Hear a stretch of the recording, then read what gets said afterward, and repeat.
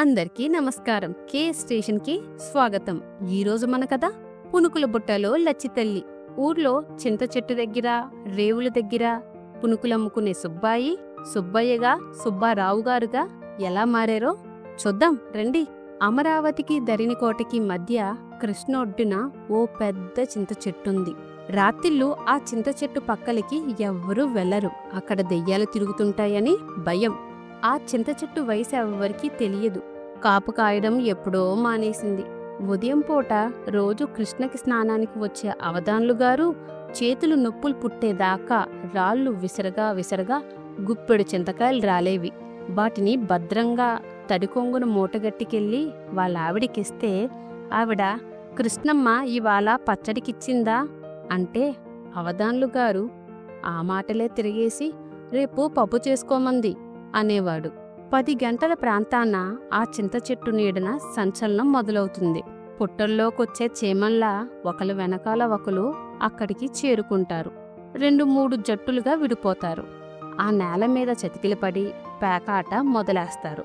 కొమ్మల మధ్య నుండి ఎండపొడ చురుక్కున పొడుస్తున్నా లెక్క చెయ్యకుండా దీక్షగా సాగుతున్న పేకాట యజ్ఞవేద దగ్గరకు నిదానంగా నడిచొస్తాడు పునుకుల సుబ్బాయి. కుడి చేతిలో వేడివేడి పునుకులు బుట్ట గుమాయిస్తుండగా ఎడంచేత మాసికలు పడ్డ పాత గుడ్డనొకదాన్ని ధరించి ఆ గుడ్డతో ఆ బుట్ట మీద అటూ ఇటూ ఆడిస్తూ ప్రత్యక్షమవుతాడు సుబ్బాయి. ఆ పాత గుడ్డ అలా గాలిలో ఆడించడంలో క్రిమికీటకాదులను పారదోలడమే కాకుండా పునుకులు గుమగుమామని నలుదిక్కులకి విస్తరింపజేసే ప్రయత్నం కూడా ఉంది. ఆ గుమగుమ గాలిలో పరిగెత్తుకొచ్చి ముక్కుకు సోకడంతో అక్కడ జనానికి అందరికీ ఒళ్ళు జల్దరించి కడుపులో జఠరాగ్ని ఉవ్వెత్తున లేచేది. ఒరే సుబ్బయ్, ముందిటెవ్వరా, నాకిచ్చెల్లెహే, ఇటు రమ్మంటుంటే ఇలా అన్ని దిక్కుల నుంచి ఆపకుండా వస్తున్న అరుపులు కేకులు అందుకున్న సుబ్బాయి, అయ్యా వచ్చే, ఇదిగో ఇక్కడే, ముందు మీకే, ఇదిగో ఆకు అంటూ ఎక్కడెక్కడ సమాధానాలు చెప్తూ మెరుపులా తిరుగుతూ వర్షధారాల మధ్య గుర్రాన్ని నడిపే చాకచక్యంతో క్షణాల మీద అందరికీ పునుకులందించేవాడు. కాని పచ్చడికి మహా లోభించేవాడు. మరి కాస్త పచ్చడేరా అని ఎవరైనా అంటే, ఏడు బాబు, పునుకులు తింటే బలం కాని పచ్చడి తింటే ఏమొస్తుంది అని విసుక్కుంటూ కాస్త విదిలించేవాడు. ఎంత వేగంతో పునుకులిచ్చేవాడో అంత వేగంతో డబ్బులు వసూలు చేసేవాడు. పేక కలపనిచ్చేవాడు కాదు, మొక్క వేయనిచ్చేవాడు కాదు. ఆటలో పడి మర్చిపోతారు బాబూ అంటూ వెక్కిలి నవ్వుతో వినయంగా గొంతు మీద కూర్చునేవాడు.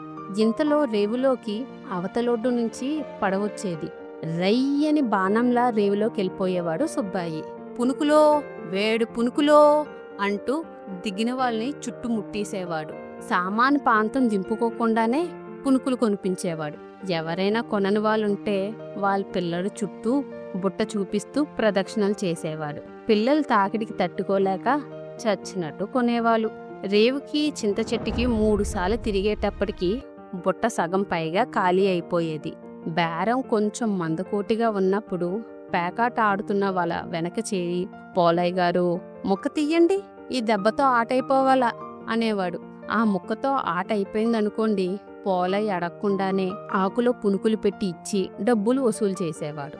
ఆట పోయి కూర్చున్న వాళ్ళ దగ్గరికెళ్ళి, వద్దురా అంటున్నా, పచ్చడెక్కి వేశాను తీసుకోండి, మళ్ళీ ఆటేసేదాకా ఖాళీయేగా అంటూ అంటగట్టేవాడు. సాయంత్రం 3 గంటల వేళ బుట్ట ఖాళీ అయినా సుబ్బయ్య అక్కడి నుంచి కదిలేవాడు కాదు. అసలు బేరం ఆ తర్వాతే.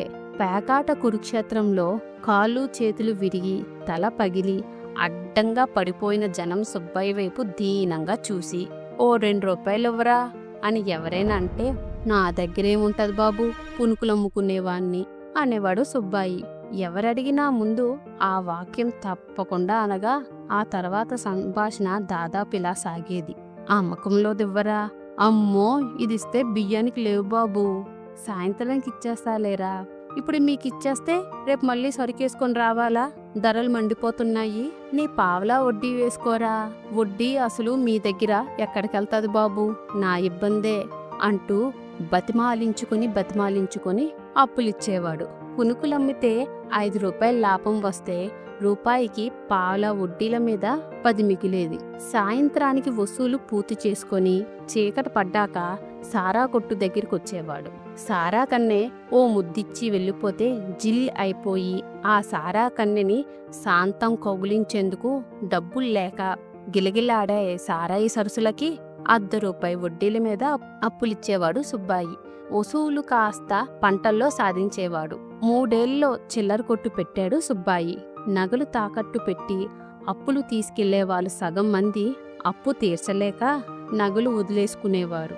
అప్పుల కింద కొందరు పొలాలు జప్తయిపోగా పునుకులు సుబ్బాయి ఇప్పుడు 40 ఎకరాలకి 3 భవంతులకి అధిపతి. లక్షల మీద వడ్డీ వ్యాపారం. ఇప్పుడు అతన్ని ఎవరు సుబ్బాయి అనరు. వాళ్ళ కులం వాళ్ళు సుబ్బయ్య అంటే మిగతా వారు సుబ్బారావు గారు అంటారు. మనవళ్ళు మనవరాలతో ఘనంగా బతుకుతున్న సుబ్బాయి ఎవ్వరినీ నమ్మడు. తెల్లవారుజాము లేచి తలుపేసుకుని రహస్యంగా ఓ గంటసేపు ప్రార్థన చేసేవాడు. నా ప్రార్థనే నా లక్ష్మి అంటాడు అందరితో. పట్నం కాలేజీల్లో చదువుకుంటున్న సుబ్బయ్య మనవడు తండ్రి తాతలు పెట్టిన బుచ్చయ్య అనే పేరును హేమంత్ కుమార్గా మార్చుకుని సెలవులకి ఇంటికొచ్చాడు.